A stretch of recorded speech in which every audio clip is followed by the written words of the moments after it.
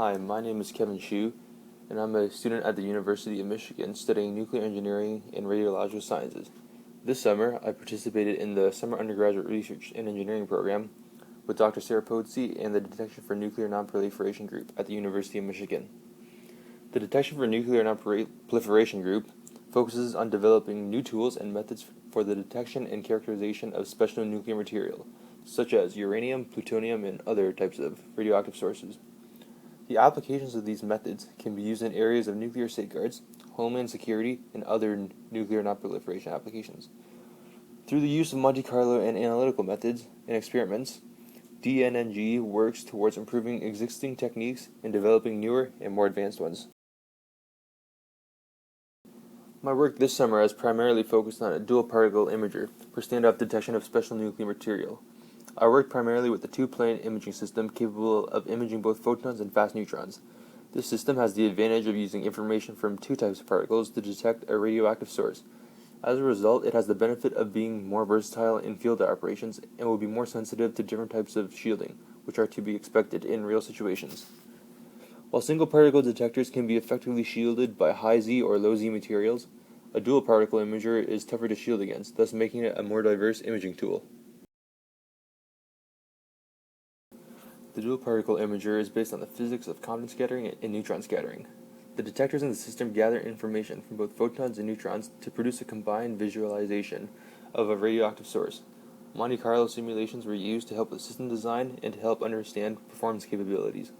Use of a post-processor has also allowed simulated and measured data to be analyzed and imaged. So after collecting data from simulations and experiments, how do we use that information to produce an image reconstruction? The two common image reconstruction techniques are simple back projection, based on the physics of Compton and neutron scattering, and maximum likelihood expectation maximization, or MLEM, which is an iterative statistical technique that attempts to determine the most likely source location by comparing measured values to a predetermined system response matrix.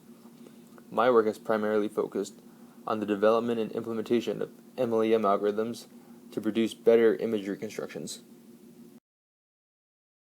So why do we use MLEM? The main advantage of MLEM is that the image reconstruction is much less noisy than the simple back projection method. The system response matrices are also relatively small, allowing the user to perform on-the-fly image reconstruction. Problems in MLEM arise, however, when there are dissimilarities between the generated system response matrix and the real-world geometry. Uncertainties in MLEM reconstruction due to mismatched geometries can lead to noisy images and incorrect source convergences. Over the summer, I worked on methods to improve MLEM reconstruction. One of the things I investigated was the effect of system response binning on the reconstruction. A system response matrix can be generated using Monte Carlo simulations. The system response matrices are generated using detection bins defined by detector pairs, at which particles interact, and can be further binned using information such as incident angle and energy. Higher binning will increase the quality of the reconstructed image, but will result in longer computation time, and can require a higher number of particle counts to properly converge to the correct source location. Another method I investigated was dividing up the count types into their respective categories. I divided measurement and simulation counts into bins, first based on particle type, and then further by interaction with detector pairs. I also reconstructed the system response matrices based on the same criteria. This allows the user to see which counts contribute positively to the overall image reconstruction and which counts add noise to the image. By eliminating bad counts, we can improve the quality of the reconstructed image. Another way of improving MLEM is to reduce the number of iterations needed to produce an accurate image. Currently, the initial iteration of the MLEM algorithm is unity. A feature I added was the use of weighted back projection as the first iteration of the MLEM algorithm.